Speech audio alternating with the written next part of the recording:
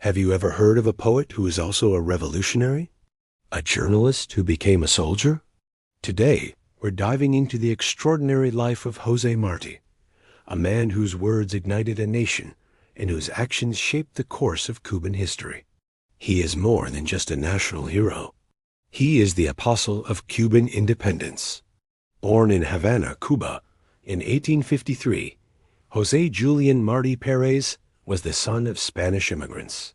From a young age, his brilliance was undeniable. He was a gifted student, a talented artist, and a passionate poet.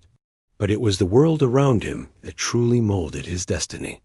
Growing up under Spanish colonial rule, Martí witnessed firsthand the injustices and oppression faced by his people. This lit a fire in his young soul that would never be extinguished. At just 16 years old, his revolutionary spirit landed him in serious trouble. He co-founded a newspaper called La Patria Libre, or the Free Fatherland, for writing a letter that criticized a fellow student for joining the Spanish army. Martí was arrested and accused of treason. He was sentenced to 6 years of hard labor in a stone quarry. The brutal conditions, the clanking chains, and the physical torment nearly broke him, but they only strengthened his resolve. The scars on his legs would serve as a lifelong reminder of the price of freedom. Due to his failing health and his parents' tireless efforts, his sentence was eventually commuted to exile in Spain. He was only 18, but for Martí, exile wasn't a punishment. It was an opportunity. In Spain, he immersed himself in his studies, earning degrees in law and philosophy. More importantly, he began to write and write and write. He published powerful essays and pamphlets condemning Spanish colonial rule in Cuba, exposing the brutality he had experienced and witnessed. His words were sharp, eloquent, and full of a deep love for his homeland.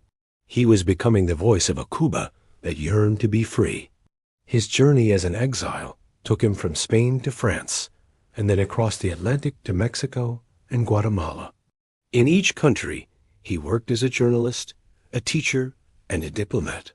He absorbed the cultures, studied their political systems, and connected with other Latin American thinkers.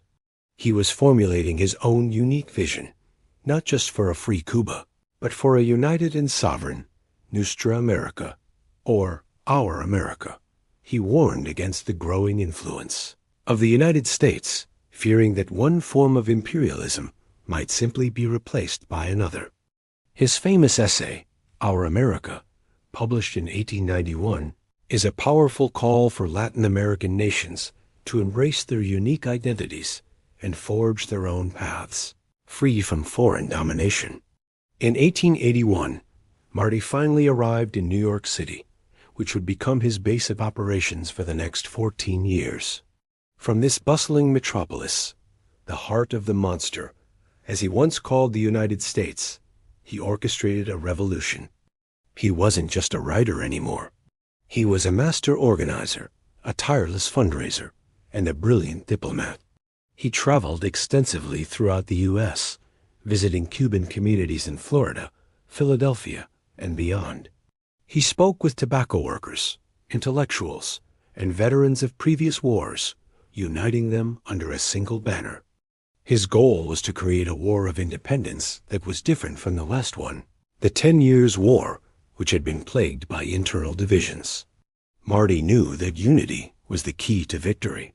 In 1892, he founded the Cuban Revolutionary Party.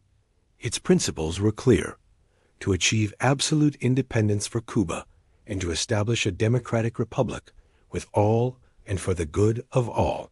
He used his newspaper, Patria, to spread these ideas, keeping the flame of revolution alive in the hearts of Cubans everywhere.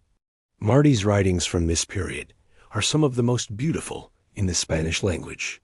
He wrote essays, chronicles, and even a children's magazine called La Edad de Oro, the Golden Age, filled with stories and poems meant to instill values of knowledge, love, and justice in young minds.